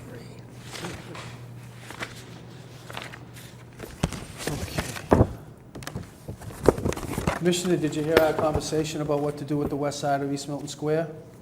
You're gonna be a busy person the next couple of years. I'm just saying. I want a 40-yard. Everybody at home is listening to, Well, I'm just saying. Our next application is the 8 o'clock application at 9:01 in the evening. This is the application, I have to apologize in advance. I'm going to mispronounce this name in a gruesome fashion. This is the application of Julie Panchang Sai Barakat. Is that applicant here? Mrs. Fitzgerald said she didn't recognize the applicant here. She hopefully has forgotten about her hearing and has not been in an accident or otherwise been ill. Okay, well, maybe something has come up. What happens when, this is an enforcement action? Yes, it is. Well, no, this is the application to permit a camper in her. Yeah, but she's got an enforcement order against her, Yes, and then, she's seeking a variance, isn't she? yeah, Yeah.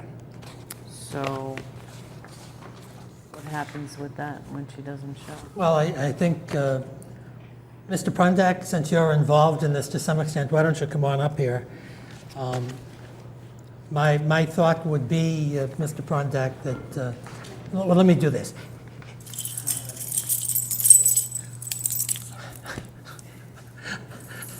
Mr. Prondak, why don't you just identify yourself? Hi, Joe Prondak, Building Commissioner. Good, welcome to the Board of Appeals, Mr. Prondak. Have you had the opportunity to talk with Julie Barakat? I have several Recently. times. Not recently, but she did, when she was considering going to the Board of Appeals as a result of the enforcement action, she did discuss the option of building a garage, an accessory structure that would house that, Okay. which would cure the problem. So she may have taken that step, but obviously she's not here. I will call her first thing in the morning and Okay, see what's up. and my suggestion, but we'll hear from the board members, is that we have to presume she either thinks by building a garage or taking some other prophylactic steps, she can satisfy Mr. Prondak, or unfortunately, she either forgot about the hearing or maybe became ill of some sort. So my suggestion is that we continue the application to another convenient date and allow Mr. Prondak to make contact with the applicant and see if she still wishes to pursue the application or is trying to reach some remedy that you agree with. Does that make any sense to you, Mr. Prondak? It does. Would that be a re-advertisement as well? Well, I don't think so, because if anyone was interested in the application, they would be here, and they'll know the continuation date, so I don't think we have to go through the advertisement process again and have this applicant pay another $200 or whatever it costs to have it done. You could apply that Do to any of a the board garage. members want to be heard on whether we should continue this sua sponte, so-called? Mr. Mullen?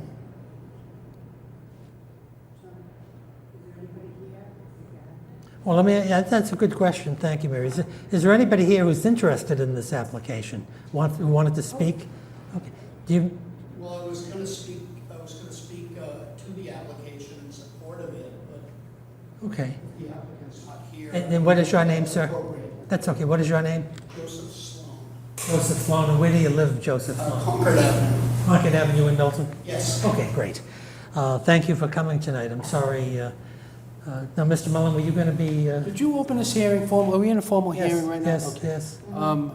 So, Mr. Sloan, Yes. could you come up here, please? Would you mind?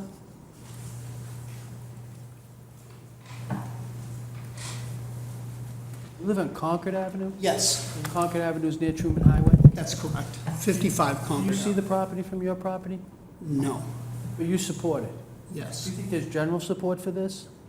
I don't think I could speak for anyone besides myself. Or you support it? Yes. Okay. So here's why I asked the question. John, I have to say, in all the time I've been on the board, I've never had this situation come up. I don't know if you have. I think we've had people who have been delayed. We've had some people who forgot about the hearing, and either Mrs. Fitzgerald or her predecessor, senior clerk, called them, awakened them from their slumber, and they got in their automobile, and we heard them last in the hearing. Okay. The fact that there's some support for this, I think, would permit me to think that your recommendation is a good one. Not that it otherwise isn't a good one, I didn't mean to say it that way.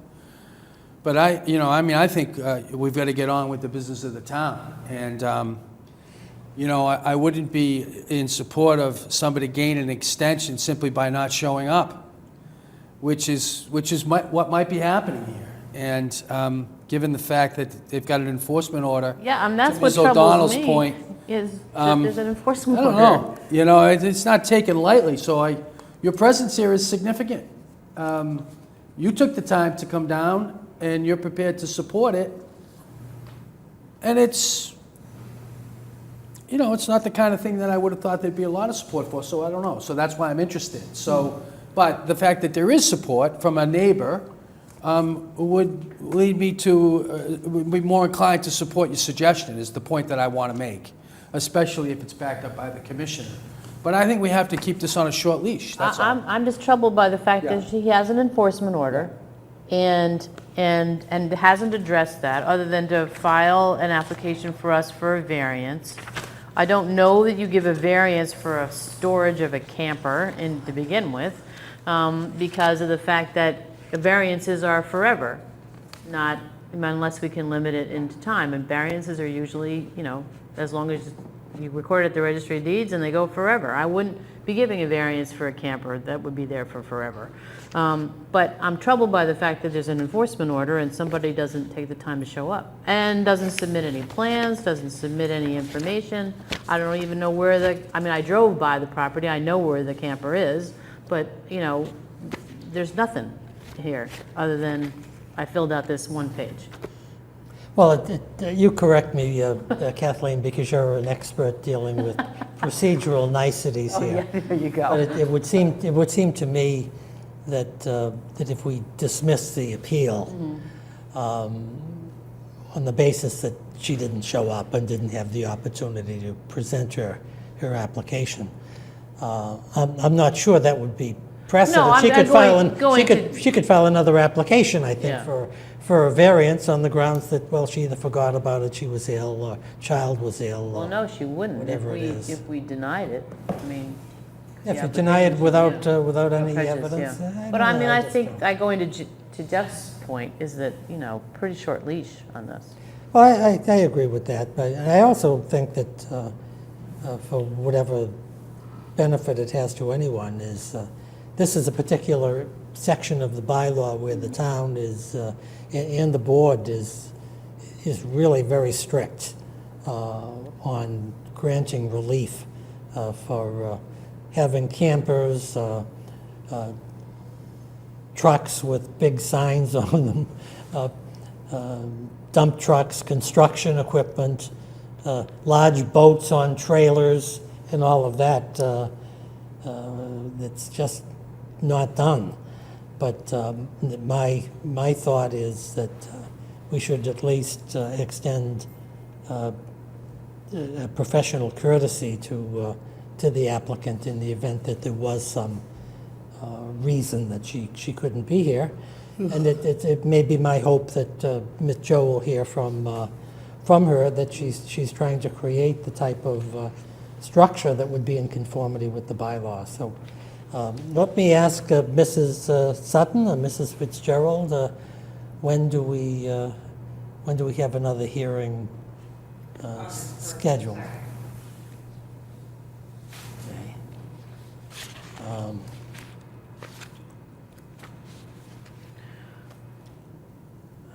How many hearings do we have on August 1st or 2nd? One, it's just the Blue Hill subdivision curb cut thing. Okay, I don't think I'm sitting on that one. No. I really can't be because I'm going to be out of town. So is Ms. O'Donnell the acting chairman on that one, or is I am. Mr. Mullen? You could hear it? She's, No, we haven't heard this hearing yet. Right. So Let's move it to the first. why don't we put it on the 1st? yeah. Does that make sense? Mr. Prondak? Makes sense to me. Okay, and would you, I will work for you, Yes, sir. okay, great. because you're going to want to be here. Yes, yes, yes. And would you for you. do the board the courtesy of calling the applicant and maybe reporting back, yes? Can we You do let that Jenny know? one at 7:15, where I believe Little Factory, 28 Little Factory, maybe a little bit longer? Mm. You want it at 7:45? Yeah, I don't think it's going to be long. 7:45, is that okay? 7:45. Ms. O'Donnell, is that okay with you? Okay. So anybody out there want to be heard on this application for at least the board's motion to continue the hearing to August, is it 1st or the 2nd? First. The 1st, to August 1st. Anybody want to be heard? Nobody wants to be heard on that. So all those in favor of continuing this hearing to August 1st at 7:45 in the evening in this room? Mrs. Fitzgerald? This room? Yes. John Cronin? Please say aye. Aye. Aye. So that's, Thank you very much. I appreciate that conversation, and I would just add that I'm hoping that there's just some misunderstanding as well, because Julie's a longtime friend. She was a co-founding member of the Tucker Neighborhood Association. It's been very involved in the community. Recently has been very involved with the planning board, seeking some relief from damage to her property from an adjacent construction. And she's been in conversation with Mr. Prondak a number of times, and I do think that she's trying to work toward a solution and looking for support, looking for help to find what the correct solution is. So I'm hoping just some misunderstandings. I hope so. I appreciate I hope I didn't appreciate your scare her effort. away. That's what I Yeah, only. exactly. I have a concern, you know, I spoke Mr. Mullins spoke to her going to be the yesterday acting chairman at and the was next looking forward hearing. to the meeting. So I appreciate your consideration. Thank you very much, and thank you, Mr. Prondak. I appreciate it. Some type of update on the other two. Sure. I think I'll stay here. Okay.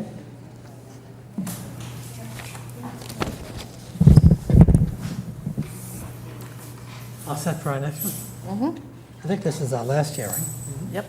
This is, our next application is the 8:15 application at 9:15. That's right. Sorry. It's okay. This is the application. Let me do some preamble stuff and we'll get this case going. The application of Julie and Warren Kramer. Is it Kramer or is it? Kramer. Not Kramer. Kramer, okay. Dated June 27, 2018, appealing a decision of the Milton building inspector not to issue a building permit or a variance from section 61 of the bylaw. The decision of the building commissioner was that the building lost its pre-existing non-conforming status by adding a second story to the residence, even where the second story is a vertical expansion and doesn't enlarge the nonconformity of the existing footprint. The very technical decision, Mr. Prondak. So the applicants are appealing that determination of the bylaw, but alternatively, they want to get a variance in order to put the addition on, and they would need a sideline property variance of 7.6 feet rather than 10 feet from the bylaw. This property is a pre-existing non-conforming use. So my name is John Leonard. I'm chairman of the Board of Appeals. With me to my immediate right is board member Kathleen O'Donnell, and to my immediate left is board member Jeffrey Mullen.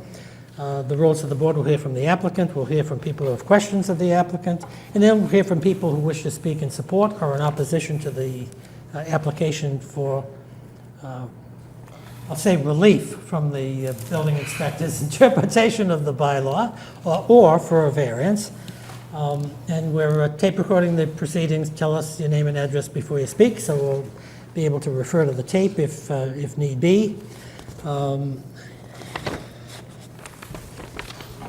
I read the advertisement into the record. We'll have the application as part of, well, I don't think I have the full application here. May I have that, please? Thank you. Oh, thank you. That's fine, thank you. I have the application. It's dated June 27, 2018, which will have in evidence. I have Mr. Prondak's denial letter. It's dated 6/27/18. We have a plot plan of the property and the proposed improvement by Michael Paul Antonino.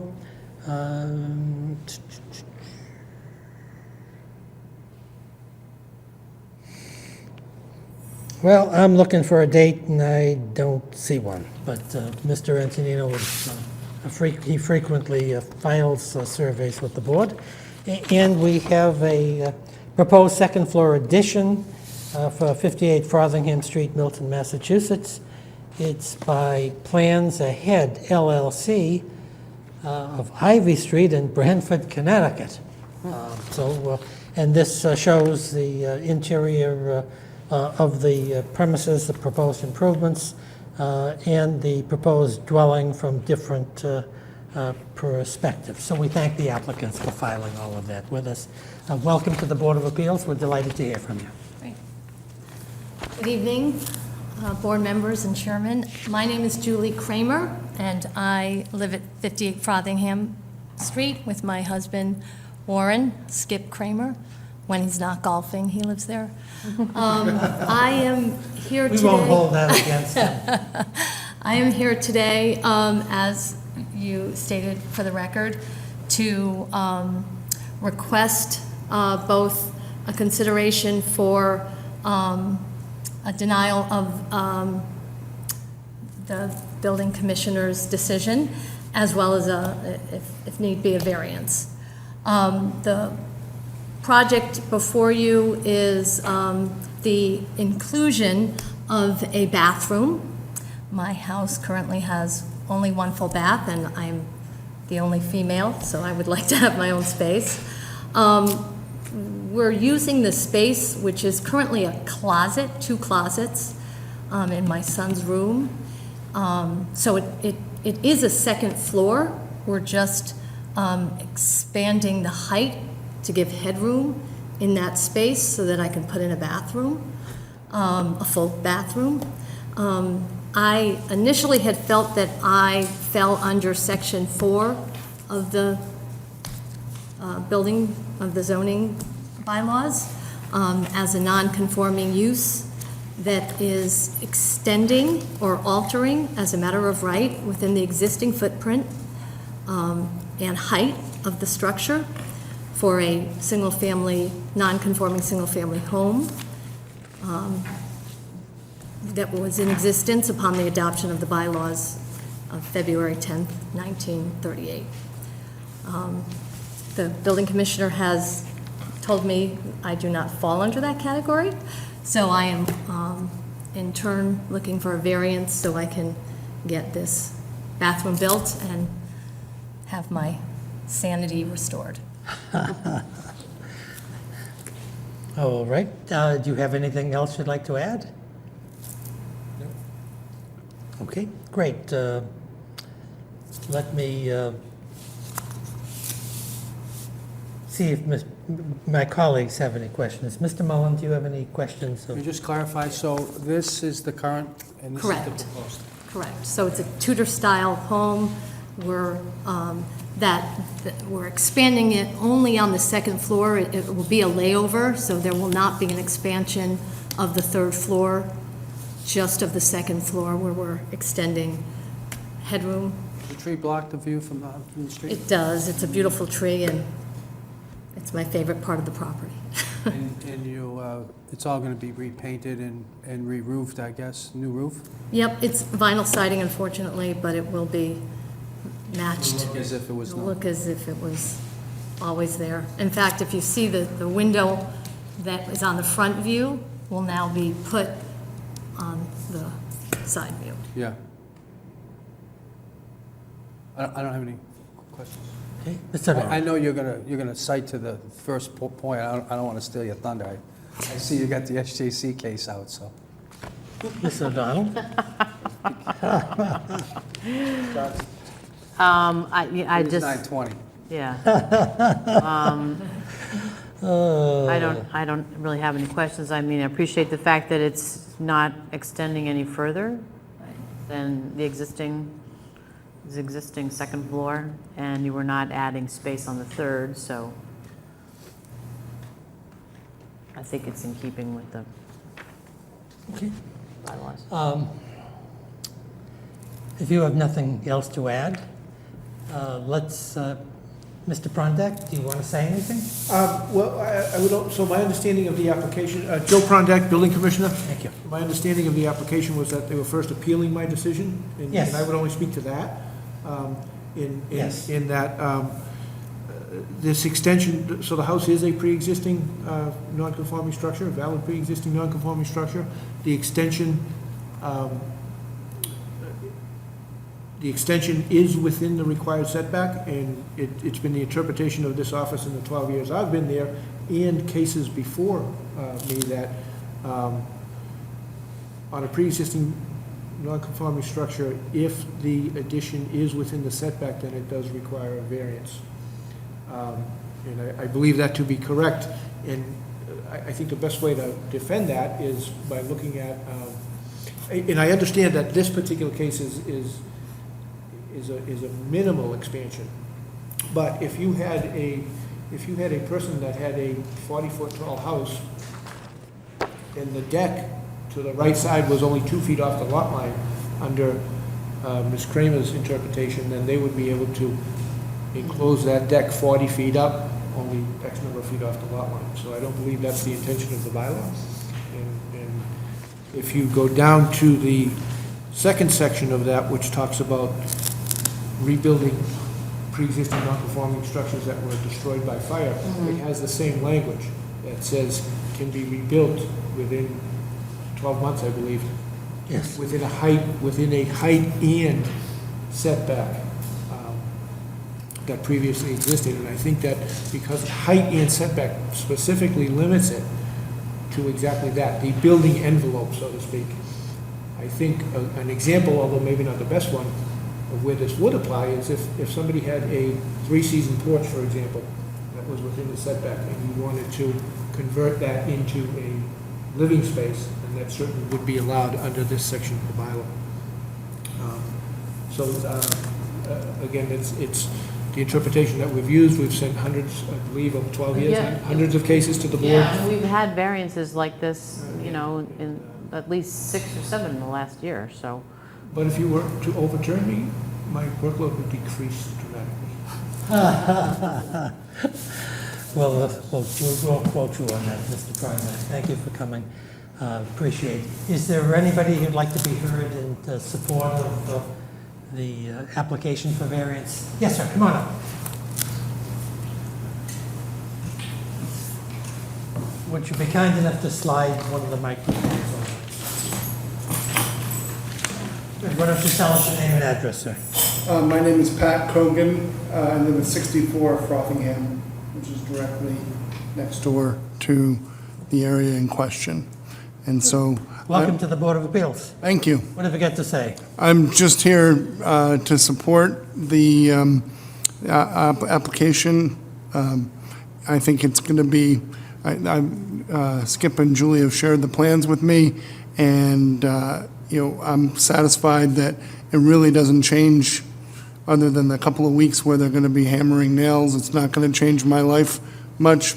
And we are, as somebody pointed out, 7.5 feet away. So, I'm comfortable with the application, and I think it will add to the beauty of the house, and I'm all for the sanity of Mrs. Kramer. She needs it.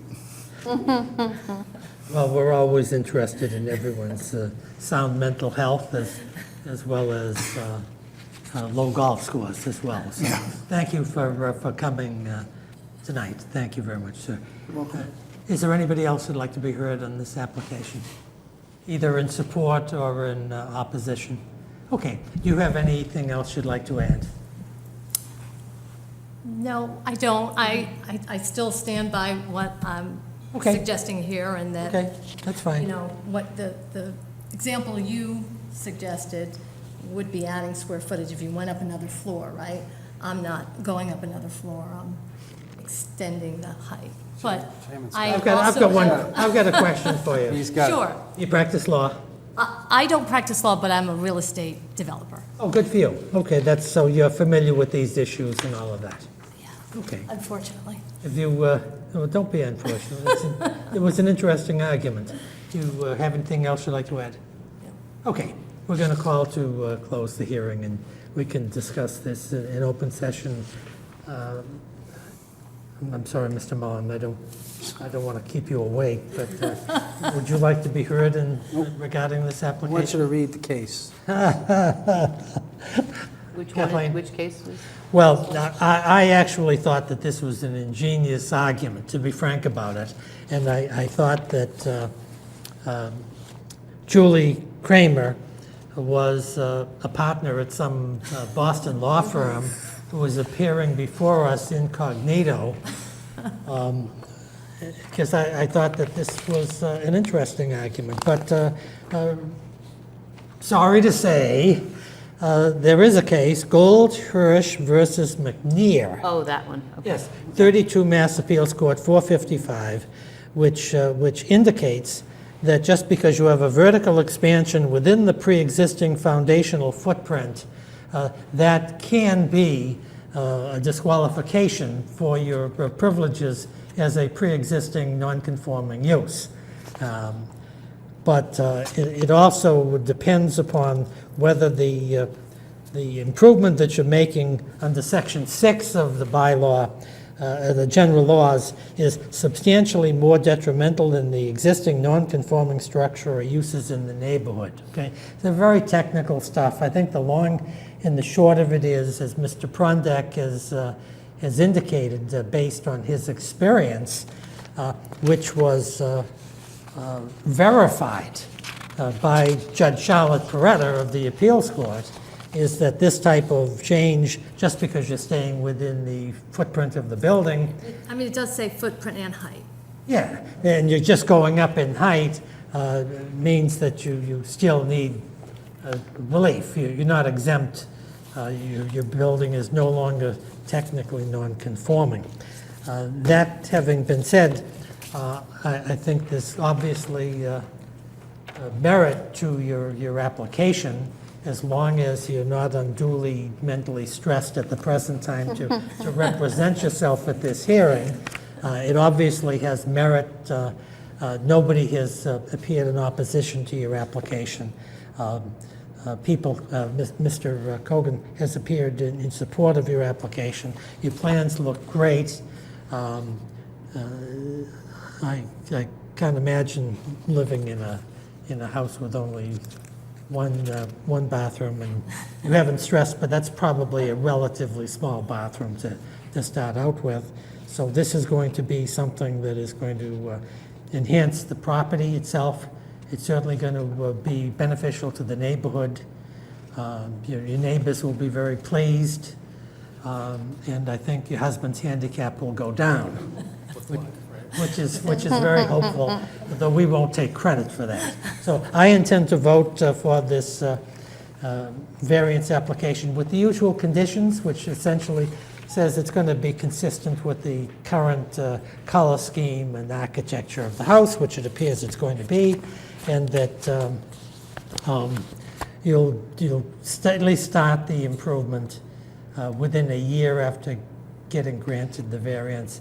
And if for whatever reason, financial or otherwise, you're not able to complete it with due diligence, and you can work directly with Mr. Prondak here, you can come in and we can extend the time.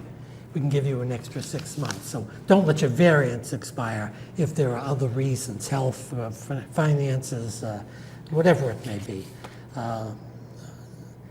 You should also know, since you're not represented by counsel, that once you get a certified copy of this variance decision, if my colleagues, if they vote for it, that you record the variance in the registry of deeds. I'm giving Mr. Mullen the time to get his senses about him, and he's awakened from his slumber, so we can maybe, if he has anything to add, he certainly can. So, but make sure you record it in the registry of deeds, because your variance will become ineffective if you don't.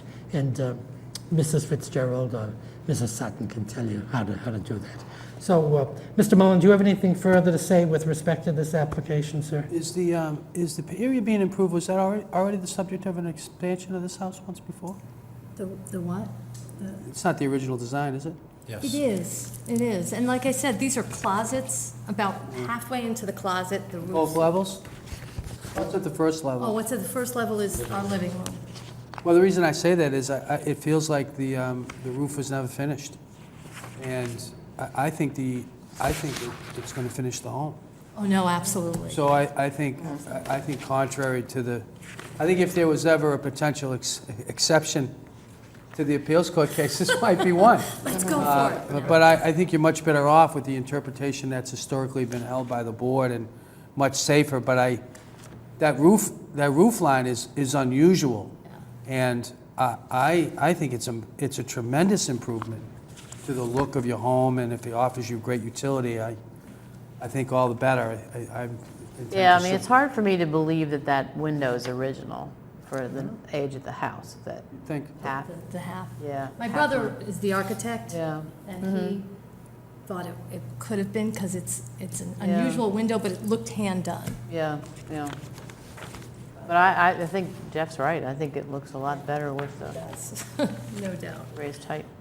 Okay, so now the truth comes out, it was your brother who led you astray. Oh, with no, his no, interpretation. No, I'm the one that interpreted it. He's Okay, the well, one he did a that, good job. It's an ingenious argument for even a realtor to suggest. Developer, not- Developer, not a realtor. Okay. Does that mean you're more expensive than a realtor if you're a developer? not what I do. Okay. All those in favor of granting Mr. and Mrs. Kramer's application for a variance with the usual conditions, please say aye. Yes. Aye. Aye. So congratulations on your variance. And Thanks. we'll crank it out as quickly as we can. You intending to get into the field very quickly on this one? Oh, yes. Okay, so we'll see if we can get it out sooner rather That would than be later. great. It's probably a couple of weeks or something like that. Okay. Kathleen, can you do this one? Can I can. Because I'm heading south. Yeah, 'cause I didn't see the rest of the Clear. consent. Okay. Oh, Jeffrey, thank you. Did you adjourn the meeting? We are now adjourned. No, they like that.